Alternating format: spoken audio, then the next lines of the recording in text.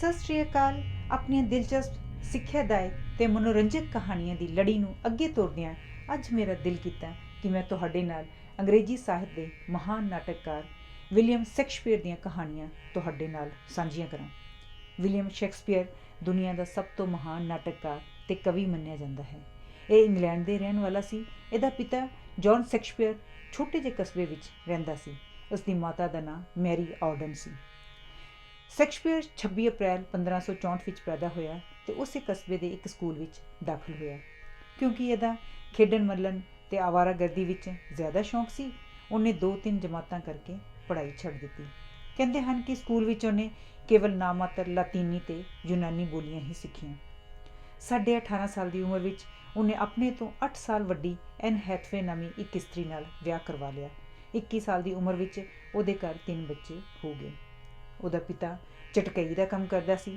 ਕਸਬੇ ਵਿੱਚ ਉਹਦੀ ਕਾਫੀ ਪੁੱਛ ਪ੍ਰਤੀਤ ਸੀ, ਪਰ ਕਰਜ਼ਾ ਚੜ੍ਹ ਜਾਣ ਕਰਕੇ ਘਰ ਦੀ ਹਾਲਤ ਵਿਗੜ ਗਈ। ਸੋ 23 ਸਾਲ ਦੀ ਉਮਰ ਵਿੱਚ ਕਮਾਈ ਦੀ ਭਾਲ ਵਿੱਚ ਉਹ ਲੰਡਨ ਚਲਾ ਗਿਆ। ਉੱਥੇ ਉਹਨੇ ਕਾਫੀ ਤਰੱਕੀ ਕੀਤੀ।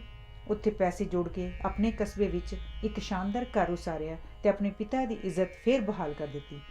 52 ਸਾਲ ਦੀ ਉਮਰ ਵਿੱਚ 23 ਅਪ੍ਰੈਲ 1616 ਵਾਲੇ ਦਿਨ ਉਹ ਸਵਰਗਵਾਸ ਹੋ ਗਿਆ। ਭਾਵੇਂ ਇਹ ਹੌਲੀ ਹੌਲੀ ਮਸ਼ਹੂਰ ਹੋਇਆ ਸੀ, ਪਰ ਇਹ ਅੰਤ ਵਿੱਚ ਮਸ਼ਹੂਰੀ ਦੇ ਸਿਖਰ 'ਤੇ ਪਹੁੰਚ ਗਿਆ। ਇਹ ਸਾਹਿਤ ਦਾ ਸਿਰਤਾਜ ਮੰਨਿਆ ਜਾਂਦਾ ਹੈ। ਇਹਨੇ ਬਹੁਤ ਸਾਰੇ ਨਾਟਕ ਅਤੇ ਕਵਿਤਾਵਾਂ ਲਿਖੀਆਂ, ਜਿਨ੍ਹਾਂ ਵਿੱਚ ਇਹਨੇ ਮਨੁੱਖੀ ਮਨੋਭਾਵਾਂ ਨੂੰ ਪ੍ਰਤੱਖ ਰੂਪ ਦਿੱਤਾ ਹੈ। ਇਹ ਸਾਡੇ ਸਾਰਿਆਂ ਲਈ ਬੜੇ ਮਾਣ ਅਤੇ ਖੁਸ਼ੀ ਵਾਲੀ ਗੱਲ ਹੈ ਕਿ ਮੈਂ ਤੁਹਾਡੇ ਲਈ ਉਸਦੇ ਨਾਟਕਾਂ ਦੀਆਂ ਕਹਾਣੀਆਂ ਦਾ ਪੰਜਾਬੀ ਅਨੁਵਾਦ ਪੇਸ਼ ਕਰ ਰਹੀ ਹਾਂ। ਇਹ ਅਨੁਵਾਦ ਵੀ ਬੜਾ ਸਰਲ ਅਤੇ ਬੱਚਿਆਂ ਦੇ ਬੌਧਿਕ ਪੱਧਰ ਨੂੰ ਮੁੱਖ ਰੱਖ ਕੇ ਕੀਤਾ ਗਿਆ ਹੈ। ਅੱਜ ਤੁਸੀਂ ਮੇਰੇ ਨਾਲ ਸ਼ੇਕਸਪੀਅਰ ਦੀਆਂ ਨਾਟਕ ਕਹਾਣੀਆਂ ਤੂਫਾਨ, ਰੋਮੀਓ ਅਤੇ ਜੂਲੀਅਟ, ਪੈਰੀਕਲੀਜ਼ ਅਤੇ ਗੁਸਤਾਖ ਪਤਨੀ ਪੜ੍ਹੋਗੇ ਅਤੇ ਸੁਣੋਗੇ। ਅਤੇ ਮੇਰੀ ਇਹ ਪਿਆਰੀ ਜੀ ਕੋਸ਼ਿਸ਼ ਬੱਚਿਆਂ ਵਾਸਤੇ ਹੈ, ਤਾਂ ਕਿ ਬੱਚੇ ਸੋਹਣਾ ਸਾਹਿਤ ਸੁਣਨ, ਪੜ੍ਹਨ ਅਤੇ ਆਪਣੇ ਅੰਦਰ ਸੋਹਣਾ ਸਾਹਿਤ ਸਿਰਜਣ ਦੀ ਸਮਰੱਥਾ ਪੈਦਾ ਕਰਨ। ਸ਼ੁਭ ਇਛਾਵਾਂ ਸਹਿਤ ਧੰਨਵਾਦ। ਹਰਜੀਤ ਬੰਬਾ। ਤੂਫਾਨ, ਟੈਂਪੈਸਟ। ਮਿਲਾਨ ਇਟਲੀ ਦਾ ਇੱਕ ਪ੍ਰਸਿੱਧ ਸ਼ਹਿਰ ਹੈ। ਉੱਥੋਂ ਦੀ ਡਿਊਕ ਦਾ ਨਾਂ ਪ੍ਰੈਸਪੀਰੋ ਸੀ। ਉਹ ਬੜਾ ਵਿਦਵਾਨ ਅਤੇ ਸਾਹਿਤ ਵਿੱਚ ਬੜਾ ਸ਼ੌਂਕ ਰੱਖਦਾ ਸੀ। ਇਸ ਲਈ ਉਹਨੇ ਰਾਜ ਦਾ ਸਾਰਾ ਪ੍ਰਬੰਧ ਆਪਣੇ ਭਰਾ ਐਂਟੋਨੀਓ ਦੇ ਹਵਾਲੇ ਕੀਤਾ ਹੋਇਆ ਸੀ, ਕਿਉਂਕਿ ਉਸਨੂੰ ਤੇ ਉਹਨੂੰ ਪੂਰਨ ਵਿਸ਼ਵਾਸ ਸੀ। ਪਰ ਐਂਟੋਨੀਓ ਬੜਾ ਅਕਿਰਤਕਨ ਨਿਕਲਿਆ। ਉਹ ਚਾਹੁੰਦਾ ਸੀ ਕਿਸੇ ਨਾ ਕਿਸੇ ਤਰ੍ਹਾਂ ਉਹ ਆਪਣੇ ਭਰਾ ਦੇ ਹੱਥੋਂ ਤਾਕਤ ਖੋਹ ਕੇ ਰਾਜ 'ਤੇ ਪੂਰਨ ਅਧਿਕਾਰ ਕਰ ਲਵੇ। ਜੇ ਉਹਦਾ ਜ਼ੋਰ ਚੱਲਦਾ ਤਾਂ ਸ਼ਾਇਦ ਉਹ ਪ੍ਰੈਸਪੀਰੋ ਨੂੰ ਜਾਨੋਂ ਹੀ ਮਰਵਾ ਦਿੰਦਾ, ਪਰ ਉਹ ਇੰਜ ਨਾ ਕਰ ਸਕਿਆ ਕਿਉਂਕਿ ਪ੍ਰਜਾ ਪ੍ਰੈਸਪੀਰੋ ਨੂੰ ਬੜਾ ਪਿਆਰ ਕਰਦੀ ਸੀ। ਫਿਰ ਵੀ ਉਹਨੇ ਪ੍ਰੈਸਪੀਰੋ ਦੇ ਜਾਨੀ ਦੁਸ਼ਮਣ ਨੇਪਲਸ ਦੇ ਡਿਊਕ ਨਾਲ ਸਾਜ਼ਿਸ਼ ਘੜੀ ਅਤੇ ਉਹ ਦੋਵੇਂ ਜਣੇ ਕਿਸੇ ਬਹਾਨੇ ਪ੍ਰੈਸਪੀਰੋ ਨੂੰ ਜਹਾਜ਼ ਵਿੱਚ ਚੜ੍ਹਾ ਕੇ ਦੂਰ ਸਮੁੰਦਰ ਵੱਲ ਲੈ ਗਏ। ਉੱਥੇ ਐਂਟੋਨੀਓ ਨੇ ਪ੍ਰੈਸਪੀਰੋ ਅਤੇ ਉਸਦੇ 3 ਸਾਲਾਂ ਦੀ ਲੜਕੀ ਮਿਰਾਂਡਾ ਨੂੰ ਜ਼ਬਰਦਸਤੀ ਇੱਕ ਕਿਸ਼ਤੀ ਵਿੱਚ, ਜਿਸ ਦੇ ਨਾਂ ਬਾਦਬਨ ਸਨ, ਨਾ ਚੱਪੂ, ਬਿਠਾ ਕੇ ਉਹਨੂੰ ਆਪਣੀ ਕਿਸਮਤ 'ਤੇ ਛੱਡ ਕੇ ਆਪ ਮਿਲਾਨ ਵਾਪਸ ਆ ਗਿਆ।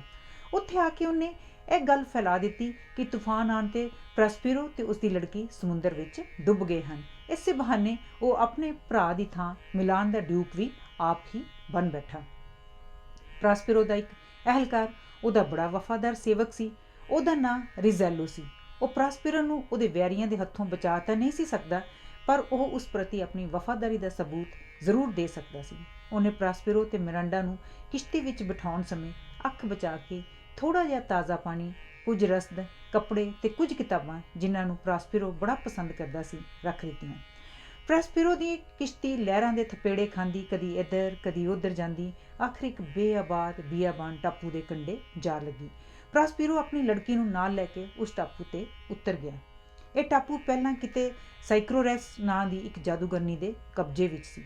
ਇਸ ਜਾਦੂਗਰਨੀ ਨੇ ਉੱਥੇ ਰਹਿਣ ਵਾਲੀਆਂ ਨੇਕ ਰੂਹਾਂ ਨੂੰ ਉੱਥੇ ਉੱਗੇ ਹੋਏ ਰੁੱਖਾਂ ਦੇ ਤਣਿਆਂ ਵਿੱਚ ਕੈਦ ਕੀਤਾ ਹੋਇਆ ਸੀ। ਉਹ ਆਪ ਤਾਂ ਪ੍ਰੈਸਪੀਰੋ ਦੇ ਉੱਥੇ ਪਹੁੰਚਣ ਤੋਂ ਕੁਝ ਸਮਾਂ ਪਹਿਲਾਂ ਮਰ ਚੁੱਕੀ ਸੀ, ਪਰ ਉਹ ਰੂਹਾਂ ਉੱਥੇ ਹੀ ਕੈਦ ਸਨ। ਇਹਨਾਂ ਰੂਹਾਂ ਵਿੱਚ ਸਭ ਤੋਂ ਨੇਕ ਏਰੀਅਲ ਨਾਂ ਦੀ ਇੱਕ ਰੂਹ ਸੀ। ਪ੍ਰੈਸਪੀਰੋ ਆਪ ਵੀ ਇੱਕ ਬੜਾ ਸ਼ਕਤੀਸ਼ਾਲੀ ਜਾਦੂਗਰ ਸੀ। ਇਹਨੇ ਕਿਤਾਬਾਂ ਅਤੇ ਤਪੱਸਿਆ ਦੁਆਰਾ ਗੈਬੀ ਸ਼ਕਤੀ ਪ੍ਰਾਪਤ ਕੀਤੀ ਹੋਈ ਸੀ। ਉਹਨੇ ਆਪਣੀ ਤਾਕਤ ਵਰਤ ਕੇ ਕੈਦ ਕੀਤੀਆਂ ਹੋਈਆਂ ਰੂਹਾਂ ਨੂੰ ਆਜ਼ਾਦ ਕਰ ਦਿੱਤਾ, ਪਰ ਉਹਨਾਂ ਨੂੰ ਰੱਖਿਆ ਬਸ ਆਪਣੇ ਹੀ।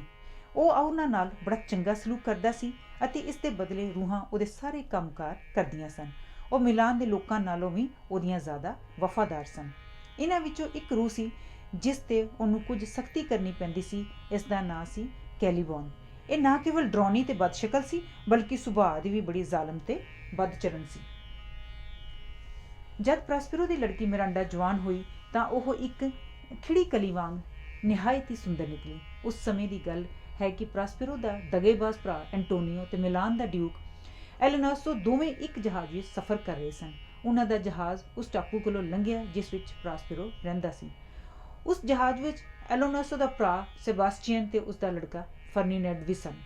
ਪ੍ਰੋਸਪੇਰੋ ਨੂੰ ਜਾਦੂ ਦੇ ਜੋਰ ਨਾਲ ਪਤਾ ਲੱਗ ਗਿਆ ਕਿ ਉਹਦੇ ਵੈਰੀਆਂ ਦਾ ਜਹਾਜ਼ ਉਹਦੇ ਟਾਪੂ ਕੋਲੋਂ ਲੰਘ ਰਿਹਾ ਹੈ।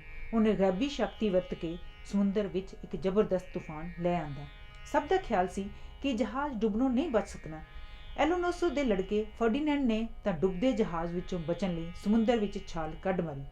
ਐਲੋਨਾਸੋ ਨੇ ਸਮਝਿਆ ਕਿ ਉਹਦਾ ਪੁੱਤਰ ਸਮੁੰਦਰ ਵਿੱਚ ਡੁੱਬ ਗਿਆ ਹੈ, ਇਸ ਲਈ ਉਹ ਅਤਿਅੰਤ ਦੁਖੀ ਹੋਇਆ। ਪਰ ਪ੍ਰੋਸਪੇਰੋ ਦੀ ਵਸ ਕੀਤੀ ਹੋਈ ਰੂਹ ਏਰੀਅਲ ਨੇ ਉਹਨੂੰ ਸੁੱਖ ਸਾਂਦ ਕੰਢੇ ਤੇ ਲੈ ਆਂਦਾ। ਜਹਾਜ਼ ਦੇ ਬਾਕੀ ਸਭ ਮੁਸਾਫਰ ਹੱਥ ਪੈਰ ਮਾਰਦੇ ਉਸ ਟਾਪੂ ਦੇ ਵੱਖ-ਵੱਖ ਭਾਗਾਂ ਵਿੱਚ ਆ ਉਤਰੇ। ਉਹਨਾਂ ਸਭਨਾਂ ਦਾ ਖਿਆਲ ਸੀ ਕਿ ਜਹਾਜ਼ ਪਾਣੀ ਵਿੱਚ ਗਰਕ ਹੋ ਗਿਆ ਹੈ, ਪਰ ਅਸਲ ਵਿੱਚ ਉਸ ਜਹਾਜ਼ ਨੂੰ ਵੀ ਏਰੀਅਲ ਨੇ ਟਾਪੂ ਦੇ ਕੰਢੇ ਲਾਗੇ ਇੱਕ ਨਿਵੇਕਲੀ ਥਾਂ ਲਈ ਲਿਆ ਖੜਾ ਕੀਤਾ। ਜਿਸ ਵੇਲੇ ਤੂਫਾਨ ਜ਼ੋਰਾਂ ਤੇ ਸੀ ਤਾਂ ਪ੍ਰੋਸਪੇਰੋ ਨੇ ਉਹ ਜਹਾਜ਼ ਆਪਣੀ ਲੜਕੀ ਮਿਰਾਂਡਾ ਨੂੰ ਵਿਖਾਇਆ ਤੇ ਦੱਸਿਆ ਕਿ ਉਸ ਵਿੱਚ ਉਸ ਵਰਗੇ ਜਿਉਂਦੇ ਜਾਗਦੇ ਮਨੁੱਖ ਸਫ਼ਰ ਕਰ ਰਹੇ ਹਨ। ਮਿਰਾਂਡਾ ਜਿਤਨੀ ਸੁੰਦਰ ਸੀ ਉਤਨੀ ਹੀ ਨੇਕ ਦਿਲ ਵੀ ਸੀ। ਜਹਾਜ਼ ਤੂਫਾਨ ਵਿੱਚ ਫਸਿਆ ਵੇਖ ਕੇ ਉਸ ਨੂੰ ਤਰਸ ਆ ਗਿਆ। ਉਹਨੇ ਆਪਣੇ ਪਿਤਾ ਨੂੰ ਬੇਨਤੀ ਕੀਤੀ ਕਿ ਉਹ ਤੂਫਾਨ ਨੂੰ ਰੋਕ ਦੇਵੇ ਤਾਂ ਜੋ ਸਾਰੇ ਮੁਸਾਫਰ ਬਚ ਜਾਣ। ਪ੍ਰੋਸਪੇਰੋ ਨੇ ਮਿਰਾਂਡਾ ਨੂੰ ਯਕੀਨ ਦਿਵਾਇਆ ਉਹ ਇਸ ਗੱਲ ਦਾ ਰਤੀ ਫਿਕਰ ਨਾ ਕਰੇ ਕਿਉਂਕਿ ਉਹ ਕਿਸੇ ਵੀ ਮੁਸਾਫਰ ਨੂੰ ਨੁਕਸਾਨ ਨਹੀਂ ਪਹੁੰਚਾਉਣਾ ਚਾਹੁੰਦਾ। ਇਸ ਪਿੱਛੋਂ ਪ੍ਰੋਸਪੇਰੋ ਨੇ ਮਿਰਾਂਡਾ ਨੂੰ ਆਪਣੇ ਜੀਵਨ ਦੀ ਮੁੱਢ ਤੋਂ ਲੈ ਕੇ ਆਖਰ ਤੱਕ ਸਾਰੀ ਕਹਾਣੀ ਸੁਣਾਈ ਤੇ ਦੱਸਿਆ ਕਿ ਉਹਦੇ ਵੈਰੀਆਂ ਨੇ ਉਹਨੂੰ ਕਿਵੇਂ ਨਿਆਸਰਾ ਕਰਕੇ ਇਸ ਟਾਪੂ ਵਿੱਚ ਉਮਰ ਕੈਦ ਕਰ ਦਿੱਤਾ ਸੀ ਤੇ ਉਹਦਾ ਸਾਰਾ ਰਾਜ ਭਾਗ ਆਪ ਸੰਭਾਲ ਲਿਆ ਸੀ। ਉਹਨੇ ਇਹ ਵੀ ਦੱਸਿਆ ਕਿ ਉਹਨੇ ਜਾਦੂ ਦੇ ਜ਼ੋਰ ਨਾਲ ਇਹ ਤੂਫਾਨ ਲਿਆਂਦਾ ਹੈ ਤਾਂ ਜੋ ਉਹ ਆਪਣੇ ਵੈਰੀਆਂ ਨੂੰ ਕਾਬੂ ਕਰਕੇ ਉਹਨਾਂ ਨੂੰ ਸਿੱਧੇ ਰਾਹ ਪਾ ਸਕੇ। ਜਦ ਪ੍ਰੋਸਪੇਰੋ ਆਪਣੀ ਕਹਾਣੀ ਸੁਣਾ ਚੁੱਕਾ ਤਾਂ ਉਹਦੇ ਜਾਦੂ ਦੇ ਜ਼ੋਰ ਨਾਲ ਮਿਰਾਂਡਾ ਨੂੰ ਸੁਆ ਦਿੱਤਾ। ਇਹ ਨਿੱਕਾ ਜਿਹਾ ਮੋਟਾ ਕੰਮ ਪ੍ਰੋਸਪੇਰੋ ਏਰੀਅਲ ਨੂੰ ਸੌਂਪ ਦਿੰਦਾ ਸੀ। ਏਰੀਅਲ ਹੁਣ ਪੂਰਨ ਆਜ਼ਾਦੀ ਮੰਗਦੀ ਸੀ ਤੇ ਜਦ ਵੀ ਉਹਨੂੰ ਪ੍ਰੋਸਪੇਰੋ ਕੋਈ ਕੰਮ ਕਰਨ ਲਈ ਦਿੰਦਾ ਤਾਂ ਏਰੀਅਲ ਬੜਾ ਬੁੜਬੁੜਾਉਂਦੀ ਸੀ। ਇਸ ਲਈ ਪ੍ਰੋਸਪੇਰੋ ਨੇ ਉਹਨੂੰ ਡਾਂਟਦਿਆਂ ਦੱਸਿਆ ਕਿ ਜਦ ਉਸ ਟਾਪੂ ਤੇ ਜਾਦੂਗਰਨੀ ਸਾਈਕਰੋਰੈਕਸ ਰਾਜ ਕਰਦੀ ਸੀ ਤਾਂ ਉਹਨੇ ਸਭ ਰੂਹਾਂ ਨੂੰ ਕਿਵੇਂ ਜਕੜ ਕੇ ਰੱਖਿਆ ਹੋਇਆ ਸੀ ਤੇ ਕਿਹਾ ਕਿ ਉਹਨਾਂ ਨੂੰ ਸਗੋਂ ਪ੍ਰੋਸਪੇਰੋ ਦਾ ਧੰਨਵਾਦ ਕਰਨਾ ਚਾਹੀਦਾ ਹੈ ਕਿ ਉਹਨੇ ਕੈਦੀ ਰੂਹਾਂ ਨੂੰ ਮੁਸੀਬਤਾਂ ਵਿੱਚੋਂ ਕੱਢਿਆ ਹੈ। ਇਸ ਤੇ ਏਰੀਅਲ ਨੇ ਅੜੀ ਕਰਨੀ ਛੱਡ ਦਿੱਤੀ ਤੇ ਪ੍ਰੋਸਪੇਰੋ ਨੂੰ ਯਕੀਨ ਦਿਵਾਇਆ ਕਿ ਉਹ ਹੁਣ ਉਹਦੇ ਹੁਕਮ ਦੀ ਪਾਬੰਦ ਰਹੇਗੀ। ਇਸ ਤੇ ਪ੍ਰੋਸਪੇਰੋ ਨੇ ਕਿਹਾ ਜੇ ਤੂੰ ਮੇਰੀ ਪੂਰੀ ਤਰ੍ਹਾਂ ਆਗਿਆਕਾਰ ਰਹੇਂਗੀ ਤਾਂ ਮੈਂ ਤੈਨੂੰ 2 ਦਿਨਾਂ ਵਿੱਚ ਹੀ ਆਜ਼ਾਦ ਕਰ ਦੇਵਾਂਗਾ।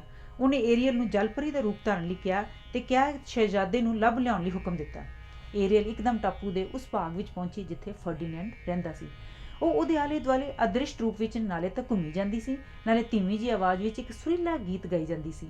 ਫਰਡੀਨੈਂਡ ਇਸ ਜਾਦੂ ਦੀ ਆਵਾਜ਼ ਤੇ ਇੰਨਾ ਮੋਹਿਤ ਹੋ ਗਿਆ ਕਿ ਉਹ ਉਸ ਆਵਾਜ਼ ਦੇ ਮਗਰ ਮਗਰ ਤੁਰ ਪਿਆ। ਹੌਲੀ ਹੌਲੀ ਏਰੀਅਲ ਫਰਡੀਨੈਂਡ ਨੂੰ ਆਪਣੇ ਮਗਰ ਮਗਰ ਲਾਈ ਉਸ ਥਾਂ ਪਹੁੰਚੀ ਜਿੱਥੇ ਪ੍ਰੋਸਪੇਰੋ ਤੇ ਮਿਰਾਂਡਾ ਰਹਿੰਦੇ ਸਨ।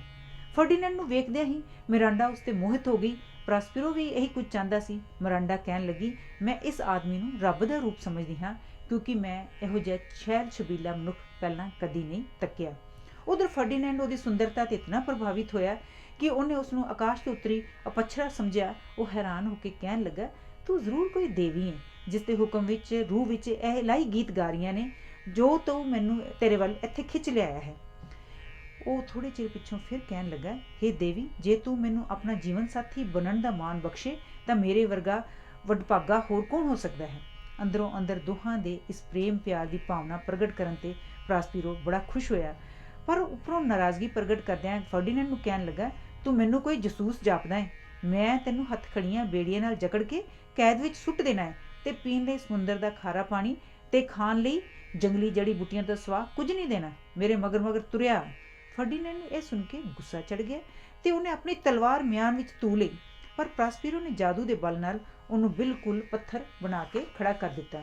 ਮਿਰਾਂਡਾ ਨੇ ਪੈਪੀਤ ਹੋ ਕੇ ਆਪਣੇ ਪਿਤਾ ਨੂੰ ਬੇਨਤੀ ਕੀਤੀ ਕਿ ਉਹ ਫਰਡੀਨੈਂਡ ਤੇ ਤਰਸ ਕਰੇ, ਪਰ ਪ੍ਰੋਸਪੇਰੋ ਨੇ ਉਹਦੀ ਗੱਲ ਨਾ ਮੰਨੀ ਤੇ ਉਹਨੂੰ ਵੱਡੀਆਂ ਵੱਡੀਆਂ ਗੋਲੀਆਂ ਇੱਕ ਥਾਂ ਤੋਂ ਚੁੱਕ ਕੇ ਦੂਜੀ ਥਾਂ ਤੇ ਢੋਣ ਦੇ ਕੰਮ ਲਾ ਦਿੱਤਾ। ਫਰਡੀਨੈਂਡ ਉਹਦੇ ਹੁਕਮ ਅਨੁਸਾਰ ਸਾਰਾ ਦਿਨ ਕੰਮ ਕਰਦਾ ਪਿਆ ਰਿਹਾ।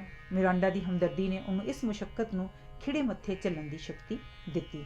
ਮਿਰਾਂਡਾ ਉਹਦੇ ਕੰਮ ਵਿੱਚ ਉਹਦੀ ਸਹਾਇਤਾ ਕਰਨਾ ਚਾਹੁੰਦੀ ਸੀ, ਪਰ ਫਰਡੀਨੈਂਡ ਨੇ ਮਿਰਾਂਡਾ ਨੂੰ ਇੰਜ ਨਾ ਕਰਨ ਦਿੱਤਾ, ਕਿਉਂਕਿ ਉਹ ਮਿਰਾਂਡਾ ਨੂੰ ਦਿਲੋਂ ਪਿਆਰ ਕਰਦਾ ਸੀ।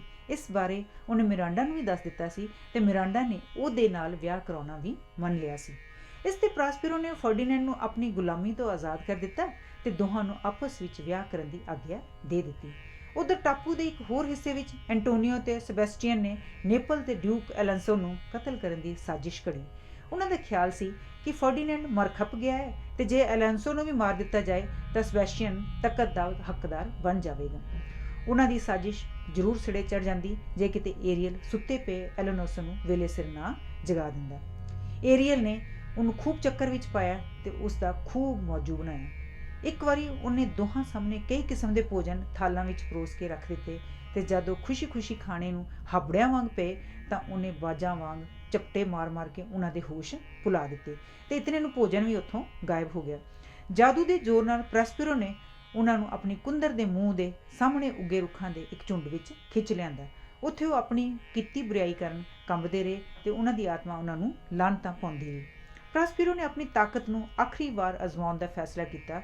ਉਹ ਇਹਨਾਂ ਸਭਨਾਂ ਸਾਹਮਣੇ ਆਪਣੀ ਅਸਲੀਅਤ ਰੂਪ ਵਿੱਚ ਆ ਗਿਆ, ਕਿਉਂਕਿ ਉਹ ਸਭ ਆਪਣੇ ਕਿੱਤੇ ਤੇ ਪਛਤਾ ਰਹੇ ਸਨ। ਇਸ ਲਈ ਉਹਨਾਂ ਨੇ ਸਭ ਨੂੰ ਖਿਮਾ ਕਰ ਦਿੱਤਾ, ਜਿਸ ਤੇ ਟਾਪੂ ਦੇ ਆਉਣ ਤੋਂ ਲੈ ਕੇ ਅਖੀਰ ਤੱਕ ਆਪਣੀ ਸਾਰੀ ਕਹਾਣੀ ਸੁਣਾਈ। ਐਲੋਨੋਸੋ ਸਭ ਤੋਂ ਜ਼ਿਆਦਾ ਪਰੇਸ਼ਾਨ ਹੋਇਆ ਤੇ ਆਪਣੇ ਲੜਕੇ ਦੇ ਮਰ ਖੱਪ ਜਾਣ ਤੇ ਵਿਰਲਾਪ ਕਰਨ ਲੱਗਾ। ਉਸੇ ਵੇਲੇ ਪ੍ਰਾਸਪੀਰੋ ਨੇ ਇੱਕ ਪਾਸਿਓਂ ਪਰਦਾ ਹਟਾਇਆ। ਉਸ ਪਿੱਛੇ ਫਰਡੀਨੈਂਡ ਤੇ ਮਿਰਾਂਡਾ ਦੋਵੇਂ ਸ਼ਤਰੰਜ ਦੀ ਬਾਜੀ ਖੇਡਣ ਵਿੱਚ ਰੁੱਝੇ ਹੋਏ ਵਿਖਾਈ ਦਿੱਤੇ। ਆਪਣੇ ਪੁੱਤਰ ਨੂੰ ਜਿਉਂਦਿਆਂ ਵੇਖ ਕੇ ਐਲੋਨੋਸੋ ਦੀ ਖੁਸ਼ੀ ਦੀ ਕੋਈ ਹੱਦ ਨਾ ਰਹੀ ਜਦ ਉਹਨੂੰ ਪਤਾ ਲੱਗਾ ਕਿ ਉਹ ਸੁੰਦਰ ਲੜਕੀ ਹੈ ਜਿਸ ਨਾਲ ਫਰਡੀਨੈਂਡ ਸ਼ਤਰੰਜ ਦੀ ਬਾਜੀ ਖੇਡ ਰਿਹਾ ਹੈ। ਪ੍ਰਾਸਪੀਰੋ ਦੀ ਹੀ ਲੜਕੀ ਹੈ ਤੇ ਦੋਹਾਂ ਨੇ ਆਪਸ ਵਿੱਚ ਵਿਆਹ ਕਰਨ ਦਾ ਫੈਸਲਾ ਕਰ ਲਿਆ ਹੈ। ਤਾਂ ਉਹ ਕਹਿਣ ਲੱਗਾ, ਇਸ ਤੋਂ ਵੱਧ ਖੁਸ਼ੀ ਦੀ ਹੋਰ ਕਿਹੜੀ ਗੱਲ ਹੋ ਸਕਦੀ ਹੈ। ਇਸ ਤਰ੍ਹਾਂ ਸਭ ਆਪੋ ਆਪਣੇ ਥਾਂ ਖੁਸ਼ ਹੋ ਗਏ। ਜਹਾਜ਼ ਬੰਦਰਗਾਹ ਵਿੱਚ ਸੁਰੱਖਿਅਤ ਪਿਆ ਸੀ। ਅਗਲੇ ਦਿਨ ਸਭ ਉਸ ਵਿੱਚ ਚੜ੍ਹ ਕੇ ਰਾਜੀ ਖੁਸ਼ੀ ਨੇਪਲਜ਼ ਵਿੱਚ ਪਹੁੰਚ ਗਏ, ਜਿੱਥੇ ਮਿਰਾਂਡਾ ਤੇ ਫਰਡੀਨੈਂਡ ਦਾ ਵਿਆਹ ਹੋ ਗਿਆ। ਕਈਆਂ ਸਾਲਾਂ ਦੇ ਦੇਸ਼ ਨਿਕਾਲੇ ਪਿੱਛੋਂ ਪ੍ਰਾਸਪੀਰੋ ਆਪਣੇ ਰਾਜ ਵਿੱਚ ਪਹੁੰਚਿਆ। ਉਨੀ ਪ੍ਰਜਾ ਨੇ ਉਹਦਾ ਨਿੱਘਾ ਸਵਾਗਤ ਕੀਤਾ। ਉਹ ਹੁਣ ਬੜਾ ਖੁਸ਼ ਸੀ। ਉਹਦੀ ਵੈਰੀ ਜਿਸਦਾ ਉਹਦੇ ਨਾਲ ਵੈਰ ਕੀਤਾ ਸੀ, ਉਹ ਸਭ ਉਹਦੇ ਪੈਰੀਂ ਪੈ ਗਏ ਸਨ। ਇਸ ਲਈ ਉਹਨੇ ਉਹਨਾਂ ਕੋਲੋਂ ਬਦਲਾ ਨਾ ਲਿਆ, ਬਲਕਿ ਸਭ ਨੂੰ ਮੁਆਫ ਕਰ ਦਿੱਤਾ। Romeo and Juliet. ਪੁਰਾਣੇ ਸਮੇਂ ਦੀ ਗੱਲ ਹੈ ਕਿ ਇਟਲੀ ਦੇ ਸ਼ਹਿਰ ਵੈਰੋਨਾ ਵਿੱਚ ਦੋ ਪ੍ਰਸਿੱਧ ਘਰਾਣੇ ਰਹਿੰਦੇ ਸਨ। ਇੱਕ ਦਾ ਨਾਂ ਸੀ ਮੋਂਟੇਗੂ ਤੇ ਦੂਜੇ ਦਾ ਨਾਂ ਸੀ ਕੈਪੂਲੈਟ। ਇਹ ਦੋਵੇਂ ਘਰਾਣੇ ਬੜੇ ਅਮੀਰ ਸਨ। ਖਾਨਦਾਨੀ ਆਦਮੀਆਂ ਵਾਂਗ ਉਹਨਾਂ ਦੋਹਾਂ ਵਿੱਚ ਬੜੇ ਗੁਣ ਸਨ, ਪਰ ਕੇਵਲ ਇੱਕੋ ਗੱਲ ਸੀ ਜਿਸ ਵਿੱਚ ਉਹ ਆਪਣੀ ਅਕਲ ਨੂੰ ਜਵਾਬ ਦੇ ਦਿੰਦੇ ਸਨ। ਉਹਨਾਂ ਦੋਹਾਂ ਘਰਾਣਿਆਂ ਵਿੱਚ ਕਈ ਪੀੜ੍ਹੀਆਂ ਤੋਂ ਵੈਰ ਵਿਰੋਧ ਚੱਲਦਾ ਆ ਰਿਹਾ ਸੀ। ਬਜਾਏ ਇਸ ਵੈਰ ਨੂੰ ਗੱਲਬਾਤ ਰਾਹੀਂ ਦੂਰ ਕਰਨ ਦੇ, ਉਹ ਇਸ ਨੂੰ ਹੋਰ ਭੜਕਾਉਣ ਵਿੱਚ ਆਪਣੀ ਵਡਿਆਈ ਸਮਝਦੇ ਸਨ। ਜੇ ਕਿਤੇ ਮੋਂਟੇਗੂ ਦੇ ਘਰਾਣੇ ਦੇ ਕਿਸੇ ਬੰਦੇ ਦਾ ਕੈਪੂਲੇਟ ਘਰਾਣੇ ਦੇ ਬੰਦੇ ਨਾਲ ਰਾਹ ਵਿੱਚ ਟੱਕਰਾ ਹੋ ਜਾਂਦਾ ਤਾਂ ਆਪਸ ਵਿੱਚ ਮੂੰਹ ਵੱਲ ਕਰ ਲੈਂਦੇ ਸਨ, ਤੇ ਜੇ ਕੋਈ ਗੱਲ ਕਰਦਾ ਵੀ ਤਾਂ ਇਤਨੀ ਕੌੜੀ ਹੁੰਦੀ ਸੀ ਕਿ ਉਸ ਕਾਰਨ ਹੱਥੋਂ ਪਾਈ ਤੱਕ ਨੌਬਤ ਆ ਜਾਂਦੀ ਸੀ। ਵੱਡਿਆਂ ਦਾ ਕੀ, ਉਹਨਾਂ ਦੇ ਨੌਕਰਾਂ ਦਾ ਵੀ ਇਹੀ ਹਾਲ ਸੀ। ਨਤੀਜਾ ਇਹ ਹੁੰਦਾ ਸੀ ਕਿ ਆਏ ਦਿਨ ਸ਼ਹਿਰ ਵਿੱਚ ਕਿਤੇ ਨਾ ਕਿਤੇ ਦੰਗਾ ਫਸਾਦ ਹੁੰਦਾ ਹੀ ਰਹਿੰਦਾ ਸੀ। ਇੱਕ ਵਾਰੀ ਲਾਰਡ ਕੈਪੂਲੇਟ ਨੇ ਇੱਕ ਬਹੁਤ ਵੱਡੀ ਦਾਵਤ ਕੀਤੀ। ਉਹਨੇ ਕਿਹਾ ਕਿ ਉਸ ਦਾਵਤ ਵਿੱਚ ਮੋਂਟੇਗੂ ਘਰਾਣੇ ਦੇ ਬੰਦਿਆਂ ਤੋਂ ਸਿਵਾ ਹਰ ਕੋਈ ਆ ਸਕਦਾ ਹੈ। ਮੋਂਟੇਗੂ ਘਰਾਣੇ ਦਾ ਇੱਕ ਨੌਜਵਾਨ ਲੜਕਾ ਸੀ ਜਿਸ ਦਾ ਨਾਂ ਰੋਮੀਓ ਸੀ। ਉਹ ਵੀ ਚਾਹੁੰਦਾ ਸੀ ਕਿ ਉਹ ਦਾਵਤ ਵਿੱਚ ਜਾਏ। ਉਹਦੇ ਉੱਥੇ ਜਾਣ ਕਰਨ ਦਾ ਕਾਰਨ ਇਹ ਸੀ ਕਿ ਉਸਦੀ ਪ੍ਰੇਮਿਕਾ ਰੋਜ਼ਾਲੀਨ ਵੀ ਉੱਥੇ ਜਾ ਰਹੀ ਸੀ। ਰੋਜ਼ਾਲੀਨ ਰੋਮੀਓ ਨੂੰ ਪਸੰਦ ਨਹੀਂ ਸੀ ਕਰਦੀ, ਇਸ ਲਈ ਰੋਮੀਓ ਲਈ ਕੋਈ ਕਾਰਨ ਨਹੀਂ ਸੀ ਕਿ ਉਹ ਉਹਦੇ ਨਾਲ ਪ੍ਰੇਮ ਕਰਦਾ, ਪਰ ਰੋਮੀਓ ਕਿਸੇ ਨਾ ਕਿਸੇ ਨੂੰ ਆਪਣੀ ਪ੍ਰੇਮਿਕਾ ਜ਼ਰੂਰ ਬਣਾਉਣਾ ਚਾਹੁੰਦਾ ਸੀ, ਅਤੇ ਕਿਉਂਕਿ ਉਹਨੂੰ ਪ੍ਰੇਮ ਕਰਨ ਲਈ ਹੋਰ ਕੋਈ ਇਸਤਰੀ ਨਹੀਂ ਸੀ ਲੱਭਦੀ, ਇਸ ਲਈ ਉਹਨੇ ਇਹ ਬਿਹਤਰ ਸਮਝਿਆ ਕਿ ਉਹ ਰੋਜ਼ਾਲੀਨ ਨੂੰ ਹੀ ਆਪਣੀ ਪ੍ਰੇਮਿਕਾ ਬਣਾ ਲਵੇ। ਉਹਦਾ ਖਿਆਲ ਸੀ ਕਿ ਕੁਝ ਨਾ ਹੋਣ ਨਾਲੋਂ ਤਾਂ ਉਹ ਚੰਗੀ ਹੀ ਹੈ। ਇਸ ਲਈ ਉਹਨੇ ਕੈਪੂਲੇਟ ਵੱਲੋਂ ਦਿੱਤੀ ਗਈ ਦਾਵਤ ਵਿੱਚ ਆਪਣੇ ਦੋ ਮਿੱਤਰਾਂ ਮਰਕਿਊਸ਼ੋ ਤੇ ਬੈਨਵੋਲੀਓ ਨਾਲ ਲੈ ਕੇ ਪਹੁੰਚ ਗਿਆ। ਲਾਰਡ ਕੈਪੂਲੇਟ ਨੇ ਰੋਮੀਓ ਤੇ ਉਹਦੇ ਦੋ ਮਿੱਤਰਾਂ ਦਾ ਸਵਾਗਤ ਕੀਤਾ। ਰੋਮੀਓ ਉੱਥੇ ਆਏ ਹੋਏ ਲੋਕਾਂ ਤੇ ਹਾਰ ਸ਼ਿੰਗਾਰੀਆਂ ਇਸਤਰੀਆਂ ਵਿੱਚ ਇੰਜ ਫਿਰ ਰਿਹਾ ਸੀ ਜਿਵੇਂ ਉਹ ਉਹਦਾ ਆਪਣਾ ਘਰ ਹੀ ਹੁੰਦਾ ਹੈ। ਰੋਮੀਓ ਆਪ ਵੀ ਬੜਾ ਸਜੀਲਾ ਜਵਾਨ ਸੀ ਤੇ ਉਹਦੇ ਬੜੇ ਕੀਮਤੀ ਵਸਤਰ ਪਹਿਨੇ ਹੋਏ ਸਨ।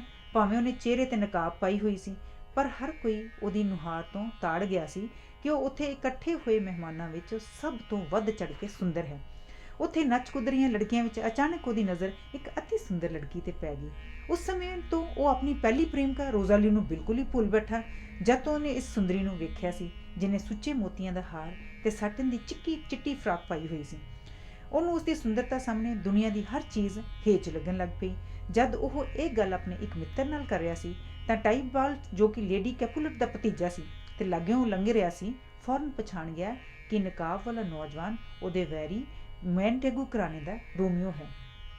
ਟਾਈਬਾਲਟ ਗੁੱਸੇ ਵਿੱਚ ਆਪਣੇ ਚਾਚੇ ਕੋਲ ਗਿਆ ਤੇ ਉਹਨੂੰ ਜਾ ਸ਼ਿਕਾਇਤ ਕੀਤੀ ਕਿ ਮੋਂਟੇਗੂ ਖਾਨਦਾਨ ਦਾ ਇੱਕ ਨੌਜਵਾਨ ਬਿਨ ਬੁਲਾਏ ਇਸ ਦਾਵਤ ਵਿੱਚ ਆਇਆ ਹੋਇਆ ਹੈ। ਪਰ ਬੁੱਢਾ ਕੈਪੂਲੇਟ ਬਹੁਤ ਨੇਕ ਸੁਭਾਅ ਦਾ ਬੰਦਾ ਸੀ। ਉਹਨੇ ਆਪਣੇ ਘਰ ਆਏ ਕਿਸੇ ਵੀ ਮਹਿਮਾਨ ਨੂੰ, ਭਾਵੇਂ ਉਹ ਵੈਰੀ ਹੀ ਕਿਉਂ ਨਾ ਹੋਵੇ, ਨਾਰਾਜ਼ ਨਹੀਂ ਸੀ ਕਰਨਾ ਚਾਹੁੰਦਾ। ਇਸ ਲਈ ਉਹਨੇ ਟਾਈਬਾਲਟ ਨੂੰ ਚੁੱਪ ਰਹਿਣ ਲਈ ਕਿਹਾ। ਪਰ ਟਾਈਬਾਲਟ ਬੜਾ ਝਗੜਾਲੂ ਬੰਦਾ ਸੀ। ਉਹ ਤਾਂ ਬਸ ਮੌਕਾ ਤਾੜ ਰਿਹਾ ਸੀ ਕਿ ਕਿਸੇ ਬਹਾਨੇ ਝਗੜਾ ਖੜਾ ਹੋ ਜਾਏ ਤੇ ਉਹ ਰੋਮੀਓ ਨਾਲ ਦੋ ਹੱਥ ਕਰ ਸਕੇ।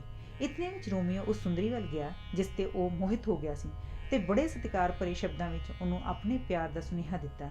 ਇਤਨੇ ਨੂੰ ਸੁੰਦਰ ਨੂੰ ਉਸਦੀ ਮਾਤਾ ਨੇ ਸੱਦ ਭੇਜਿਆ। ਇਸ ਤੇ ਰੋਮੀਓ ਨੂੰ ਪਤਾ ਲੱਗਾ ਕਿ ਉਹ ਸੁੰਦਰੀ ਤਾਂ ਲਾਰਡ ਕੈਪੂਲੇਟ ਦੀ ਆਪਣੀ ਲੜਕੀ ਜੂਲੀਅਟ ਹੀ ਹੈ, ਜਿਸ ਦੇ ਖਾਨਦਾਨ ਨਾਲ ਰੋਮੀਓ ਦੇ ਵੱਡ ਵਡੇਰਿਆਂ ਦਾ ਜੱਦੀ ਵੈਰ ਹੈ। ਇਸ ਲਈ ਉਹ ਨਿਰਾਸ਼ ਹੋ ਕੇ ਉੱਥੋਂ ਚਲਾ ਗਿਆ। ਪਰ ਉਹਦੇ ਮਨ ਵਿੱਚ ਪਿਆਰ ਦੀ ਅੱਗ ਹੋਰ ਵੀ ਜ਼ਿਆਦਾ ਭੜਕ ਉੱਠੀ। ਜੂਲੀਅਟ ਨੇ ਆਪਣੀ ਸਖੀ ਕੋਲੋਂ ਪੁੱਛਿਆ, ਇਹ ਨੌਜਵਾਨ ਕੌਣ ਹੈ ਜੋ ਨਿਰਾਸ਼ ਚਿੱਤ ਇੱਥੋਂ ਚਲਾ ਗਿਆ ਹੈ? ਸਖੀ ਨੇ ਉੱਤਰ ਦਿੱਤਾ, ਇਹ ਤੁਹਾਡੇ ਜਿੱਦੀ ਵੈਰੀ ਮੋਂਟੇਗੂ ਦਾ ਇਕਲੌਤਾ ਪੁੱਤਰ ਰੋਮੀਓ ਹੈ। ਇਹ ਸੁਣ ਕੇ ਜੂਲੀਅਟ ਆਪਣੇ ਚੁਬਾਰੇ ਵਿੱਚ ਗਈ ਤੇ ਬਾਰੀ ਵਿੱਚੋਂ ਬਾਹਰ ਬਾਗ ਵਿੱਚ, ਜਿੱਥੇ ਚੰਦਰਮਾ ਦੀ ਚਾਨਣੀ ਖਿਲਰੀ ਹੋਈ ਸੀ, ਵੇਖਣ ਲੱਗ ਪਈ। ਉਸ ਬਾਗ ਵਿੱਚ ਰੁੱਖਾਂ ਦੇ ਇੱਕ ਝੁੰਡ ਪਿੱਛੋਂ ਰੋਮੀਓ ਲੁਕਿਆ ਹੋਇਆ ਸੀ, ਕਿਉਂਕਿ ਭਾਵੇਂ ਉਹ ਕਿੰਨਾ ਵੀ ਉਦਾਸ ਕਿਉਂ ਨਹੀਂ ਸੀ, ਉਹ ਆਪਣੀ ਪ੍ਰੇਮਿਕਾ ਨੂੰ ਇੱਕ ਵਾਰੀ ਵੇਖਣ ਤੋਂ ਬਿਨਾਂ ਘਰ ਨਹੀਂ ਸੀ ਮੁੜਨਾ ਚਾਹੁੰਦਾ।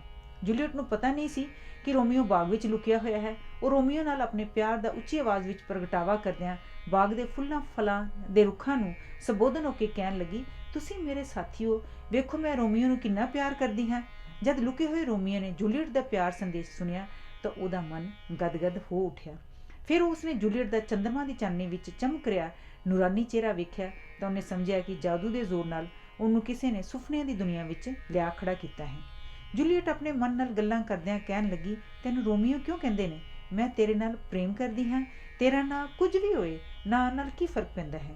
ਇਹ ਸੁਣ ਕੇ ਰੋਮੀਓ ਸਰੂ ਦੇ ਝੁੰਡ ਵੱਲੋਂ ਇੱਕਦਮ ਸਾਹਮਣੇ ਬਾਹਰ ਆ ਗਿਆ ਤੇ ਜੂਲੀਅਟ ਨੂੰ ਸੰਬੋਧਨ ਹੋ ਕੇ ਕਹਿਣ ਲੱਗਾ, ਜੇ ਤੂੰ ਆਪਣੇ ਪਿਆਰ ਦੀ ਬਖਸ਼ਿਸ਼ ਕਰੇ ਤਾਂ ਮੈਂ ਹੁਣੇ ਹੀ ਆਪਣਾ ਨਾਂ ਤਿਆਗ ਦਿੰਦਾ ਹਾਂ।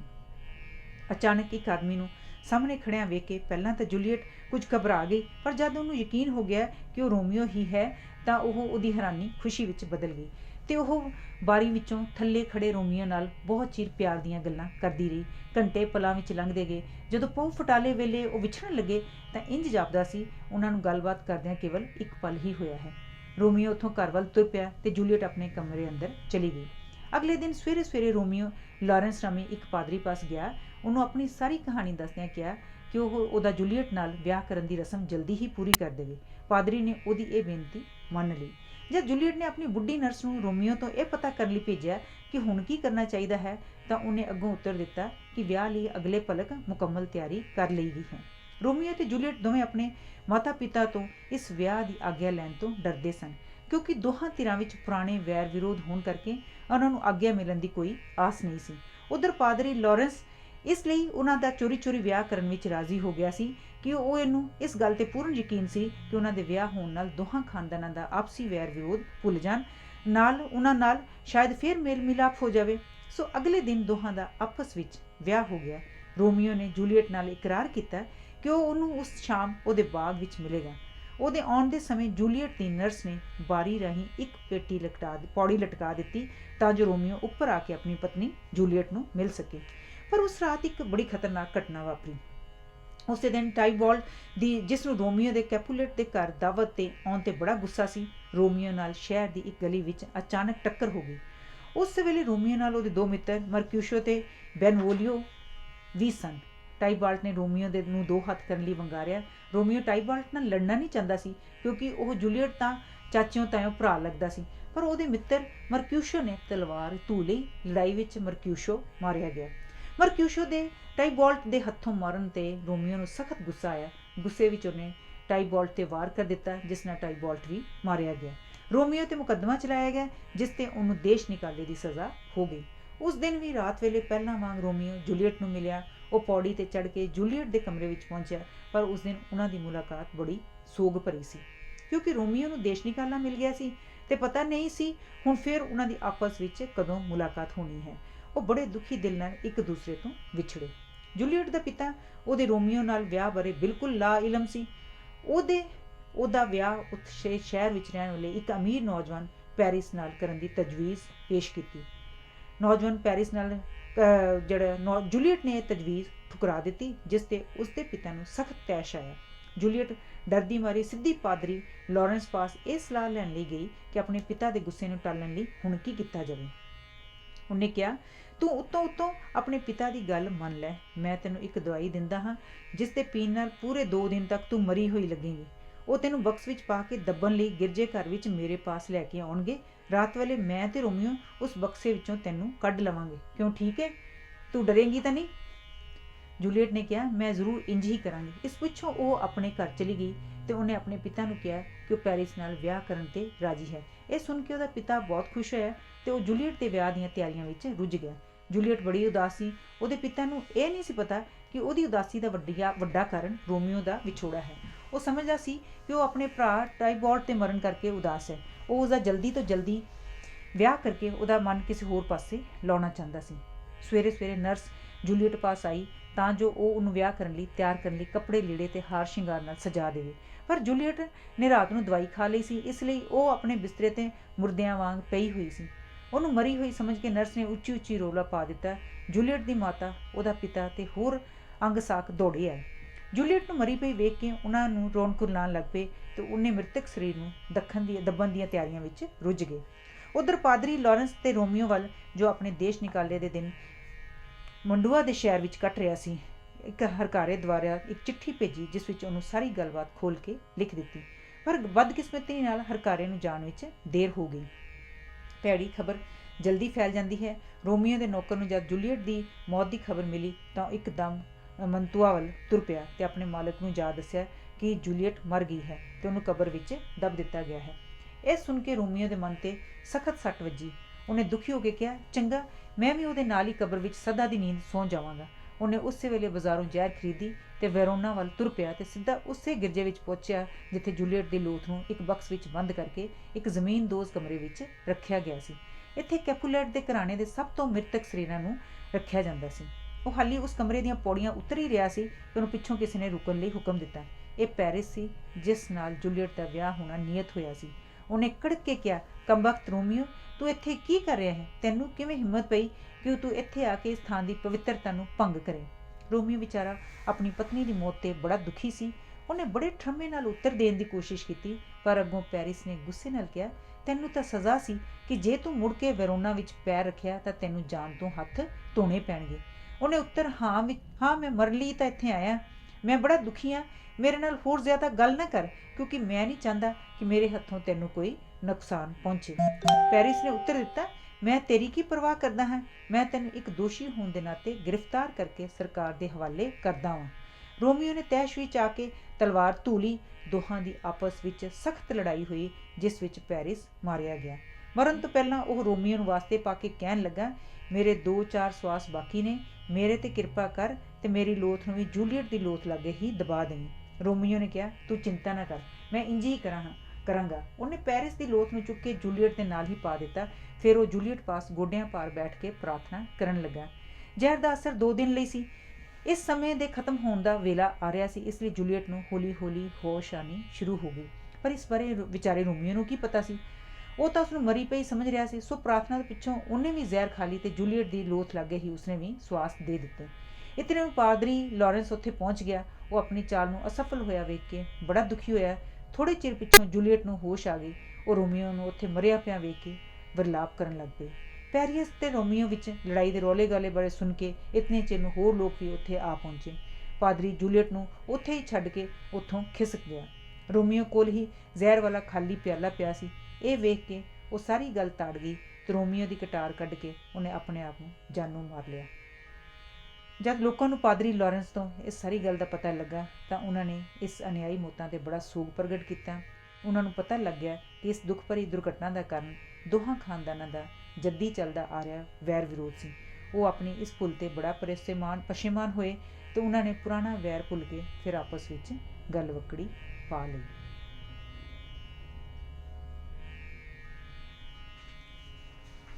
ਪੈਰੀਕਲੀਸ।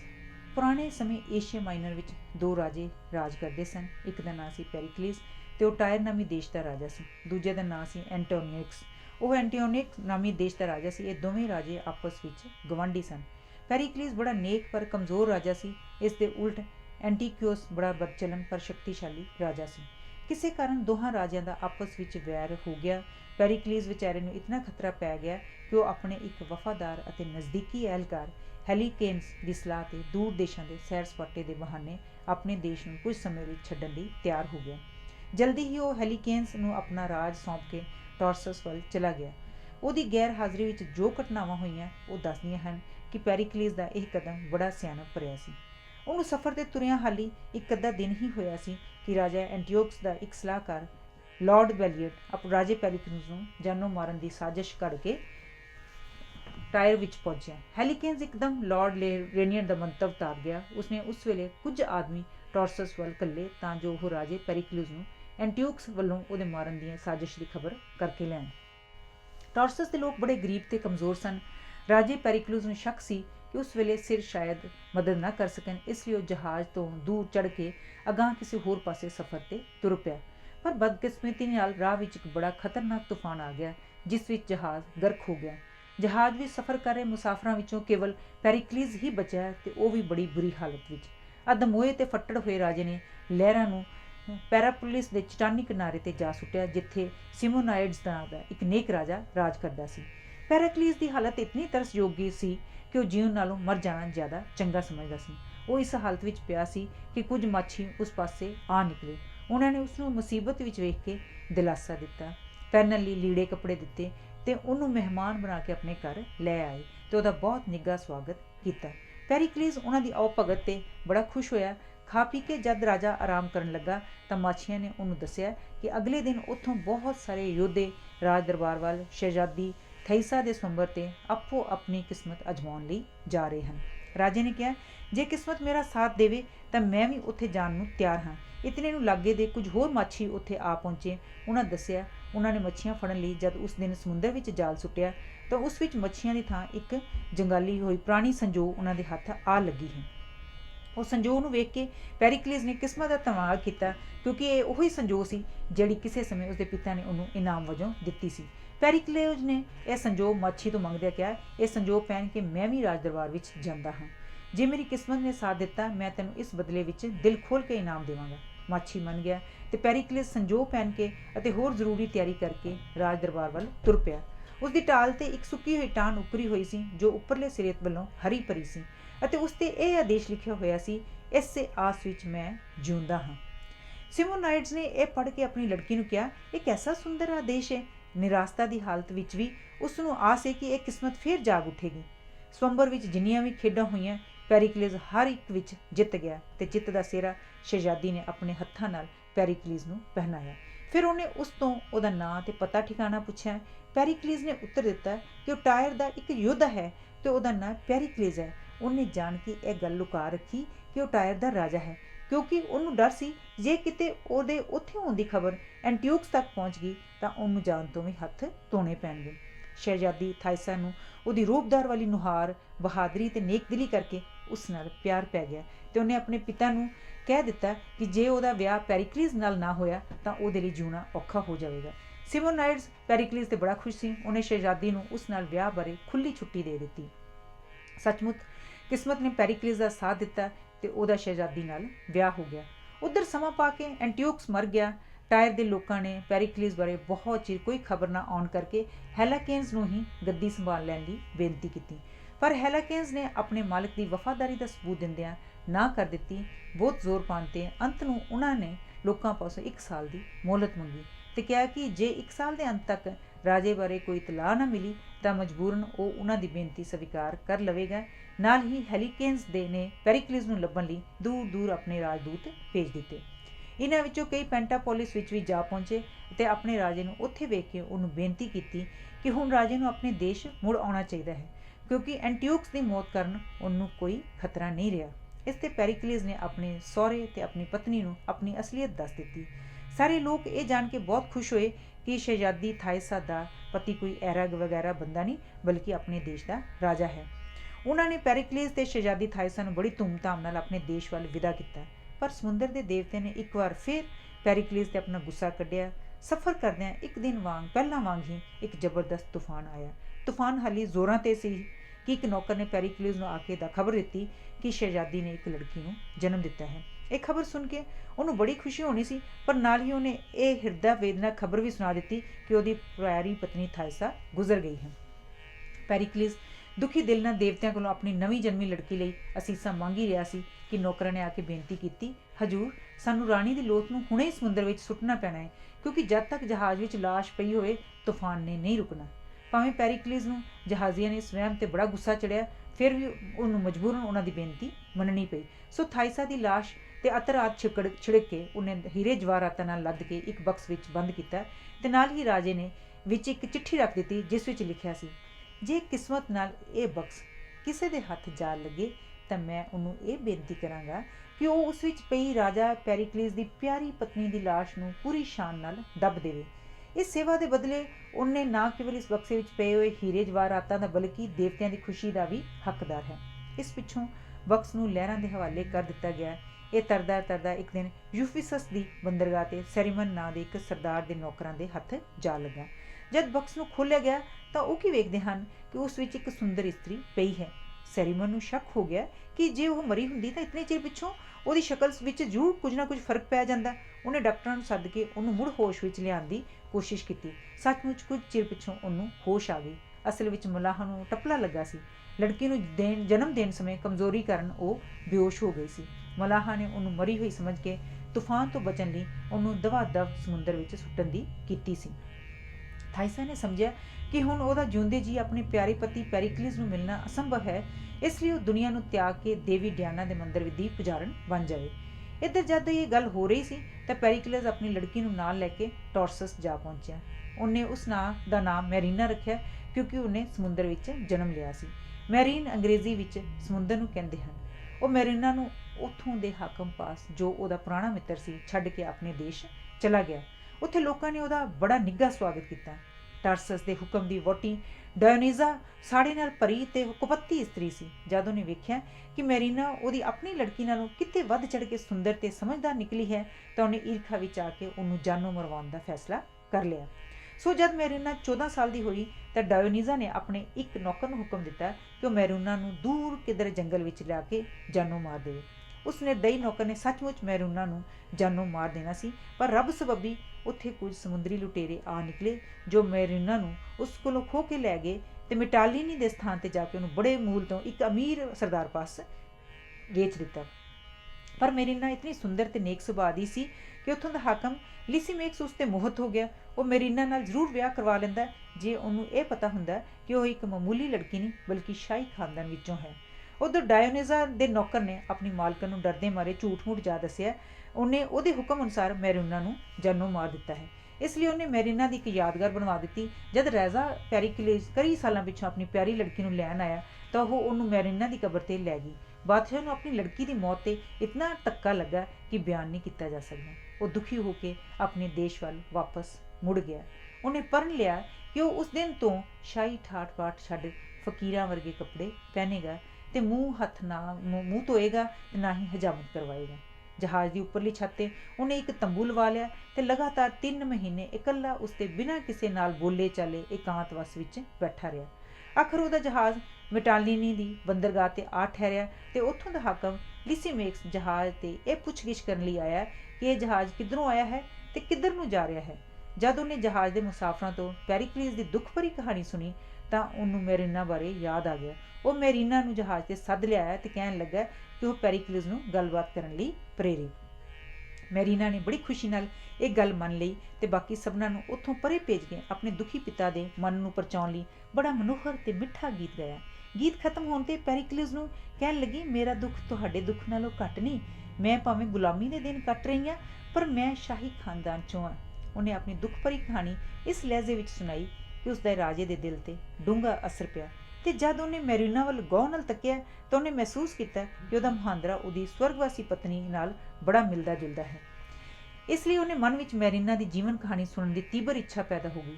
ਉਹਦੀ ਕਹਾਣੀ ਸੁਣ ਕੇ ਉਹਨੂੰ ਪਤਾ ਲੱਗਿਆ ਕਿ ਉਹ ਉਸਦੀ ਆਪਣੀ ਪਿਆਰੀ ਲੜਕੀ ਮੈਰੀਨਾ ਹੀ ਹੈ। ਪੁਰਾਣੀਆਂ ਸਭ ਗੱਲਾਂ ਯਾਦ ਕਰਕੇ ਰਾਜੇ ਦੀਆਂ ਅੱਖਾਂ ਵਿੱਚ ਅੱਥਰੂ ਆ ਗਏ। ਉਹਨੇ ਆਪਣੀ ਪਿਆਰੀ ਲੜਕੀ ਨੂੰ ਗੱਲ ਨਾਲ ਲਾਇਆ ਤੇ ਕਹਿਣ ਲੱਗਾ, ਲਿਆਓ ਮੈਂ ਆਪਣੇ ਸ਼ਾਹੀ ਬਸਤਰ ਪਹਿਨਾ। ਪਰਮਾਤਮਾ ਨੇ ਮੇਰੀ ਸੁਣ ਲਈ ਏ, ਮੈਨੂੰ ਆਪਣੀ ਗਵਾਚੀ ਹੋਈ ਲੜਕੀ ਵਾਪਸ ਮਿਲ ਗਈ ਏ। ਰੱਬ ਇਹਦੀ ਉਮਰ ਲੰਮੀ ਕਰੇ। ਜਦ ਉਸ ਰਾਤ ਖੁਸ਼ੀ ਸੁੱਤਾ ਤਾਂ ਉਹਨੂੰ ਸੁਪਨੇ ਵਿੱਚ ਦੇਵੀ ਡਿਆਨਾ ਦੇ ਦਰਸ਼ਨ ਹੋਏ। ਦੇਵੀ ਉਹਨੂੰ ਕਹਿਣ ਲੱਗੀ, ਤੂੰ ਅੱਜ ਹੀ ਮੇਰੇ ਯੂਫੀਸਸ ਦੇ ਪ੍ਰਸਿੱਧ ਮੰਦਰ ਵਿੱਚ ਜਾ।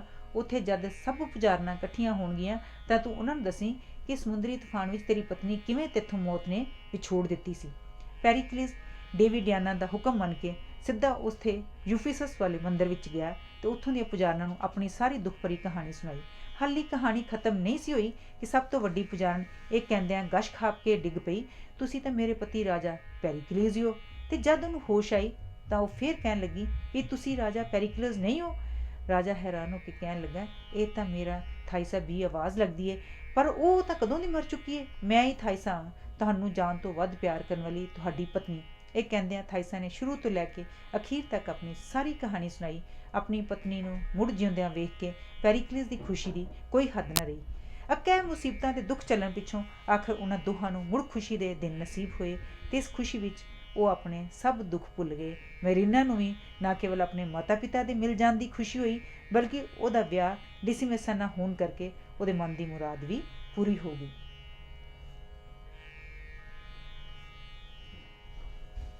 ਗੁਸਤਾਖ ਪਤਨੀ, ਟੇਮਿੰਗ ਆਫ ਦਾ ਸ਼ੁਰੂ। ਇਟਲੀ ਦੇ ਪਾਦੂਆ ਨਾਂ ਦੇ ਸ਼ਹਿਰ ਵਿੱਚ ਬੈਪਟਿਸਟਾ ਨਾਂ ਦਾ ਇੱਕ ਅਮੀਰ ਸਰਦਾਰ ਰਹਿੰਦਾ ਸੀ। ਉਸ ਦੀਆਂ ਦੋ ਲੜਕੀਆਂ ਸਨ, ਵੱਡੀ ਸੀ ਕੈਥਰੀਨਾ ਤੇ ਛੋਟੀ ਸੀ ਬਿਆਨਕਾ। ਕੈਥਰੀਨਾ ਸੁਭਾਅ ਦੀ ਇਤਨੀ ਚਿੜਚਿੜੀ, ਗੁਸਤਾਖ ਤੇ ਲੜਾਕੀ ਸੀ ਕਿ ਕੋਈ ਵੀ ਉਹਦੇ ਨਾਲ ਵਿਆਹ ਕਰਵਾਉਣਾ ਪਸੰਦ ਨਹੀਂ ਸੀ ਕਰਦਾ। ਉਧਰ ਬਿਆਨਕਾ ਬੜੀ ਸੋਹਣੀ, ਸੁਸ਼ੀਲ ਤੇ ਨੇਕ ਦਿਲ ਲੜਕੀ ਸੀ।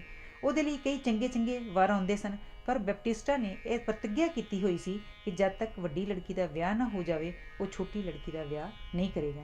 ਇਸ ਲਈ ਬਿਆਨਕਾ ਨਾਲ ਵਿਆਹ ਕਰਵਾਉਣ ਵਾਸਤੇ ਇੱਛਕਾਂ ਨੇ ਰਲ ਮਿਲ ਕੇ ਸਲਾਹ ਕੀਤੀ, ਆਪਣੇ ਕਿਸੇ ਨਾ ਕਿਸੇ ਮਿੱਤਰ ਨੂੰ ਫਿਸਲਾ ਕੇ ਉਹਦਾ ਕੈਥਰੀਨਾ ਨਾਲ ਵਿਆਹ ਕਰਵਾ ਦਿੱਤਾ ਜਾਏ ਤਾਂ ਜੋ ਦੂਜਿਆਂ ਲਈ ਬਿਆਨਕਾ ਨਾਲ ਵਿਆਹ ਕਰਵਾਉਣ ਦਾ ਰਾਹ ਖੁੱਲ੍ਹ ਸਕੇ। ਵਿਰੋਨਾ ਵਿੱਚ ਪੈਟਰੂਸ਼ੋ ਨਾਂ ਦਾ ਇੱਕ ਬੰਕਾ ਜਵਾਨ ਰਹਿੰਦਾ ਸੀ। ਬਿਆਨਕਾ ਦੇ ਉਮੀਦਵਾਰਾਂ ਨੇ ਉਸ ਨੂੰ ਮਖੌਲ ਵਿੱਚ ਕੈਥਰੀਨਾ ਨਾਲ ਵਿਆਹ ਕਰਵਾਉਣ ਲਈ ਕਿਹਾ। ਪੈਟਰੂਸ਼ੋ ਕਹਿਣ ਲੱਗਾ, ਵੱਡੀ ਸ਼ਰਤ ਇਹ ਹੈ ਕਿ ਲੜਕੀ ਸੋਹਣੀ ਤੇ ਪੈਸੇ ਵਾਲੀ ਹੋਵੇ, ਹੋਰ ਭਾਵੇਂ ਉਹ ਕਿੰਨੀ ਲੜਾਕੀ ਜਾਂ ਮੂੰਹ ਜ਼ੋਰ ਕਿਉਂ ਨਾ ਹੋਵੇ, ਮੈਨੂੰ ਇਸ ਗੱਲ ਦੀ ਪਰਵਾਹ ਨਹੀਂ, ਮੈਂ ਆਪੇ ਉਹਨੂੰ ਸੰਭਾਲ ਲੂੰ। ਯੂਰਪੀਅਨ ਦੇਸ਼ਾਂ ਵਿੱਚ ਪ੍ਰਚਲਿਤ ਰਸਮ ਰਿਵਾਜ ਅਨੁਸਾਰ ਪੈਟਰੂਸ਼ੋ ਕੈਥਰੀਨਾ ਦੇ ਪਿਤਾ ਪਾਸੋਂ ਕੈਥਰੀਨਾ ਨਾਲ ਵਿਆਹ ਬਾਰੇ ਗੱਲਬਾਤ ਕਰਨ ਦੀ ਆਗਿਆ ਮੰਗਣ ਗਿਆ। ਪੈਟਰੂਸ਼ੋ ਬੈਪਟਿਸਟਾ ਦੇ ਪਾਸ ਹਾਲੀ ਆ ਕੇ ਬੈਠਾ ਹੀ ਸੀ ਕਿ ਕੈਥਰੀਨਾ ਦਾ ਸੰਗੀਤ ਮਾਸਟਰ ਭੱਜਾ ਅੰਦਰ ਆਇਆ ਤੇ ਉਸਦੇ ਪਿਤਾ ਪਾਸ ਸ਼ਿਕਾਇਤ ਕਰਨ ਲੱਗਾ, ਮੈਂ ਕੈਥਰੀਨਾ ਨੂੰ ਸਿਰਫ ਇਹੀ ਕਿਹਾ ਸੀ ਕਿ ਉਹਨੇ ਆਪਣਾ ਸਬਕ ਚੰਗੀ ਤਰ੍ਹਾਂ ਯਾਦ ਨਹੀਂ ਕੀਤਾ ਤੇ ਵੇਖੋ ਉਹਨੇ ਕਿਸ ਬੇਦਰਦੀ ਨਾਲ ਸਾਜ਼ ਚੁੱਕ ਕੇ ਮੇਰੇ ਸਿਰ ਵਿੱਚ ਮਾਰਿਆ।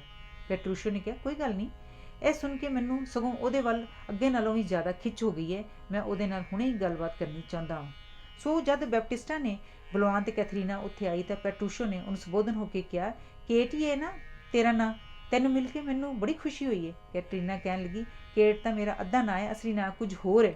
ਪੈਟਰੂਸ਼ੋ ਨੇ ਉੱਤਰ ਦਿੱਤਾ, ਨਹੀਂ, ਮੈਂ ਤਾਂ ਸਭਨਾਂ ਨੂੰ ਤੈਨੂੰ ਕੇਟ ਕਰਕੇ ਹੀ ਕਹਿੰਦਿਆਂ ਸੁਣਿਆ ਹੈ। ਕਈ ਕਹਿੰਦੇ ਨੇ ਸਿੱਧੀ ਸਾਦੀ ਕੇਟ, ਕਈ ਸੁੰਦਰ ਕੇਟ, ਕਈ ਲੜਾਕੀ ਕੇਟ, ਪਰ ਸਭ ਕਹਿੰਦੇ ਨੇ ਸਭ ਕੇਟ ਹੀ ਹੈ। ਤੇਰੇ ਨੇਕ ਸੁਭਾਅ ਤੇ ਸੁੰਦਰਤਾ ਦੀ ਸ਼ੋਭਾ ਸੁਣ ਕੇ ਮੈਂ ਤੈਨੂੰ ਮਿਲਣ ਲਈ ਆਇਆ ਹਾਂ। ਸੱਚਮੁੱਚ ਤੂੰ ਤਾਰੀਫ ਨਾਲੋਂ ਕਿਤੇ ਵੀ ਜ਼ਿਆਦਾ ਸੁੰਦਰ ਹੈ। ਕਿ ਮੈਂ ਤੇਰਾ ਜੀਵਨ ਸਾਥੀ ਬਣਨ ਦਾ ਮਾਣ ਪ੍ਰਾਪਤ ਕਰ ਸਕਦਾ ਹਾਂ? ਮੇਰਾ ਜੀਵਨ ਸਾਥੀ? ਇਹ ਫਤੂਰ ਤੇਰੇ ਦਿਮਾਗ ਵਿੱਚ ਕਿਸ ਮੂਰਖ ਨੇ ਵਾੜਿਆ? ਕੈਥਰੀਨਾ ਨੇ ਕੜਕ ਕੇ ਕਿਹਾ, ਇਹ ਬਿਲਕੁਲ ਨਹੀਂ ਹੋ ਸਕਦਾ। ਉਹਨੇ ਇਸ ਤੋਂ ਇਲਾਵਾ ਹੋਰ ਵੀ ਕਈ ਕੁਝ ਊਂਟ ਪਟਾਂਗ ਪੈਟਰੂਸ਼ੋ ਦੀ ਸ਼ਾਨ ਦੇ ਵਿਰੁੱਧ ਕਿਹਾ ਤੇ ਨਾਲ ਹੀ ਉਹਨੂੰ ਇੱਕ ਕਰਾੜੀ ਚਪੇੜ ਵੀ ਕੱਢ ਮਾਰੀ।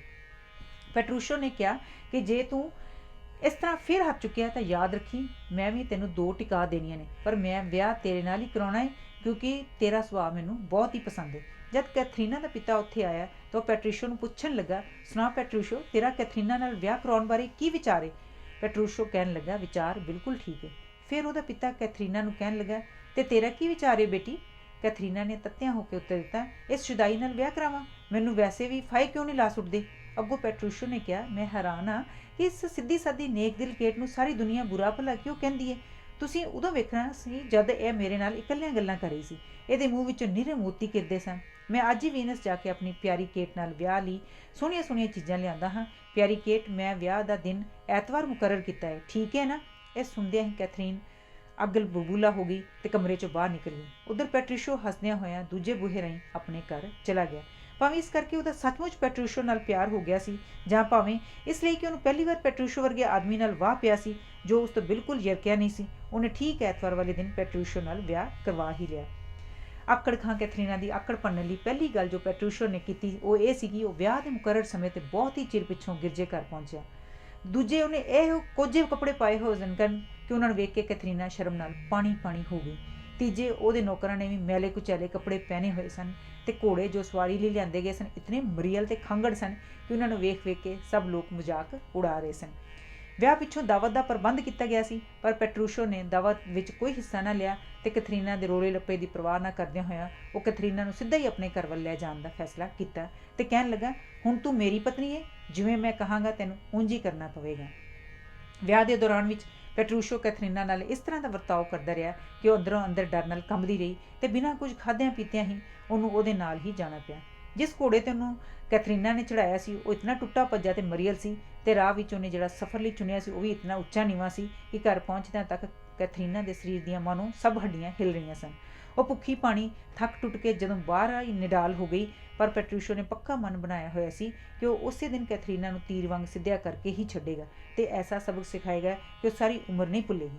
ਜਦ ਰਾਤ ਦਾ ਖਾਣਾ ਤਿਆਰ ਕਰਕੇ ਮੇਜ਼ 'ਤੇ ਰੱਖਿਆ ਗਿਆ, ਉਹ ਖਾਣ ਵਾਲੀ ਹਰ ਚੀਜ਼ ਵਿੱਚ ਨੁਕਸ ਕੱਢਣ ਲੱਗ ਗਿਆ। ਉਹ ਕਹਿਣ ਲੱਗਾ, ਮਾਸ, ਦਾਲ, ਸਬਜ਼ੀ ਸਭ ਕੁਝ ਸੜ ਗਿਆ ਹੈ ਅਤੇ ਕੈਥਰੀਨਾ ਦੇ ਖਾਣ ਦੇ ਲਾਇਕ ਨਹੀਂ ਰਿਹਾ।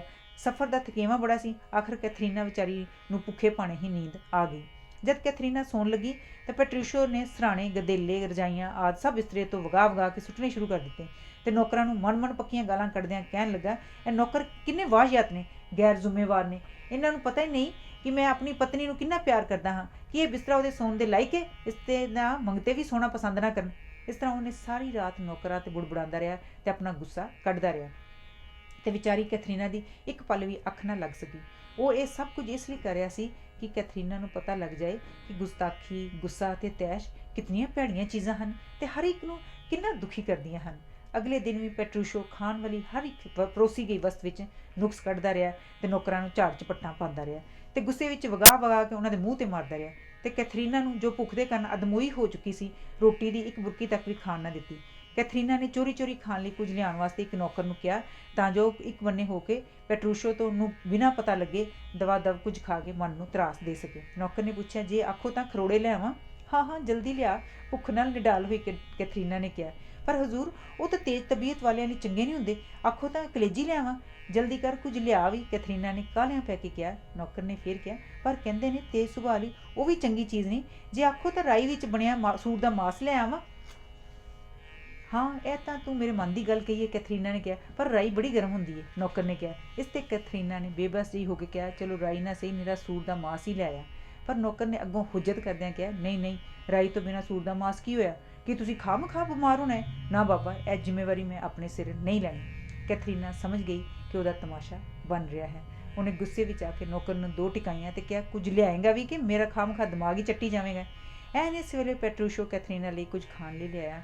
ਉਹ ਖਾਣ ਹੀ ਲੱਗੀ ਸੀਗੀ, ਉਹਨੇ ਦਰਜੀ ਨੂੰ ਕੈਥਰੀਨਾ ਲਈ ਨਵੀਂ ਤਿਆਰ ਕੀਤੀ ਪੋਸ਼ਾਕ ਵਿਖਾਉਣ ਲਈ ਕਿਹਾ ਅਤੇ ਮੇਜ਼ ਤੋਂ ਅੱਧ ਪਚੱਦਾ ਖਾਧਾ ਹੋਇਆ ਖਾਣਾ ਚੁਕਵਾ ਦਿੱਤਾ। ਕੈਥਰੀਨਾ ਆਪਣੀ ਨਵੀਂ ਪੋਸ਼ਾਕ ਵੇਖ ਕੇ ਬੜੀ ਖੁਸ਼ ਹੋਈ, ਪਰ ਪੈਟਰੂਸ਼ੋ ਨੇ ਉਸ ਵਿੱਚ ਬੜੇ ਨੁਕਸ ਕੱਢੇ ਅਤੇ ਦਰਜੀ ਨੂੰ ਬੁਰਾ ਭਲਾ ਕਹਿੰਦਿਆਂ ਸਭ ਕੱਪੜੇ ਭੁੰਜੇ ਵਗਾ ਮਾਰੇ ਅਤੇ ਕਹਿਣ ਲੱਗਾ, ਮੇਰੀ ਪਤਨੀ ਹੋਵੇ ਅਤੇ ਇਹੋ ਜਿਹੇ ਰੱਦੀ ਕੱਪੜੇ ਪਹਿਨੇ? ਕੈਥਰੀਨਾ ਕਹਿਣ ਲੱਗੀ, ਨਹੀਂ, ਇਹ ਬਹੁਤ ਸੋਹਣੇ ਨੇ, ਅੱਜ ਕੱਲ੍ਹ ਸਭ ਸ਼ਰੀਫ ਔਰਤਾਂ ਇਸ ਤਰ੍ਹਾਂ ਦੇ ਕੱਪੜੇ ਹੀ ਪਾਉਂਦੀਆਂ ਨੇ। ਅੱਗੋਂ ਪੈਟਰੂਸ਼ੋ ਨੇ ਉੱਤਰ ਦਿੱਤਾ, ਜਦੋਂ ਤੂੰ ਸ਼ਰੀਫ ਬਣੇਗੀ ਉਦੋਂ ਤੂੰ ਵੀ ਇਸ ਤਰ੍ਹਾਂ ਦੀਆਂ ਪੋਸ਼ਾਕਾਂ ਪਾ ਲਈ, ਹਾਲੀ ਨਹੀਂ। ਉੱਤੋਂ ਗੁੱਸੇ ਦਾ ਉਪਰਾ ਵਿਖਾਵਾ ਕਰਦਿਆਂ ਉਹਨੇ ਦਰਜੀ ਨੂੰ ਵਾਪਸ ਕਰ ਦਿੱਤਾ, ਪਰ ਅੰਦਰ ਖਾਤੇ ਉਹਨੇ ਆਪਣੇ ਇੱਕ ਮਿੱਤਰ ਰਾਹੀਂ ਦਰਜੀ ਨੂੰ ਉਹਦੀ ਉਜਰਤ ਦਵਾ ਦਿੱਤੀ। ਇਸ ਪਿੱਛੋਂ ਪੈਟਰੂਸ਼ੋ ਕੈਥਰੀਨਾ ਨੂੰ ਕਹਿਣ ਲੱਗਾ, ਕੇਟ, ਭਾਵੇਂ ਸਾਡੇ ਕੱਪੜੇ ਤਾਂ ਠੀਕ ਨਹੀਂ, ਪਰ ਅਮੀਰੀ ਗੁੱਝੀ ਨਹੀਂ ਰਹਿੰਦੀ, ਇਹ ਘਟੀਆ ਕੱਪੜਿਆਂ ਵਿੱਚੋਂ ਹੀ ਟਪਕ ਪੈਂਦੀ ਏ।